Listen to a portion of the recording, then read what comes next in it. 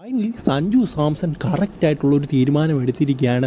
ഈ ഒരു തീരുമാനം എടുത്തുകൊണ്ട് നിങ്ങൾ പലരും ഞെട്ടലിലായിരിക്കും. അദ്ദേഹം എന്താണ് KCLൊക്കെ കളിക്കുന്നതിൻ്റെ ആവശ്യമുണ്ടോ എന്നൊക്കെ.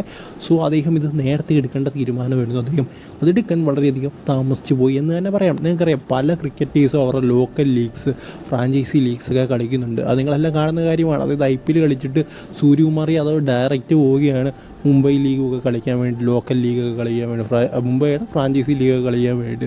സോ അതിൻ്റെ ഒരു ആവശ്യമില്ല. 14-16 കോടിക്കൊക്കെ കളിക്കുന്നവർക്ക് അതിൻ്റെ ഒന്നും ആവശ്യമില്ല. ബട്ട് അവർക്ക് ക്രിക്കറ്റ് ഇനിയും കളിച്ച് ഇമ്പ്രൂവ് ആവണം. അതുകൊണ്ടാണ് അവരിത് കളിക്കുന്നത്.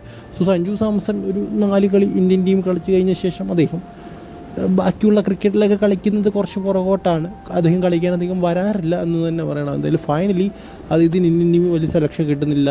കഴിഞ്ഞ രാജസ്ഥാൻ റോയൽസിലെ സീസണും വളരെ മോശമായിപ്പോയി. സോ അതിൻ്റെ സാഹചര്യത്തിലാണ് അദ്ദേഹം ഇപ്പോൾ KCLൽ രജിസ്റ്റർ ചെയ്തിട്ടുണ്ടെന്നാണ് അറിയാൻ സാധിക്കുന്നത്.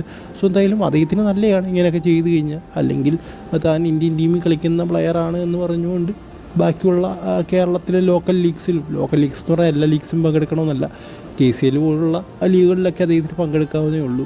എത്ര പൈസയൊന്നും കിട്ടത്തില്ലെന്നേ ഉള്ളൂ. സോ അതുകൊണ്ട് സഞ്ജു സാംസണൊക്കെ പങ്കെടുത്തു കഴിഞ്ഞാൽ ഒരു ലീഗിന് തന്നെ അത് നല്ല ഉയർച്ചയാണ്. അത് ചെയ്യേണ്ട കാര്യമാണ്.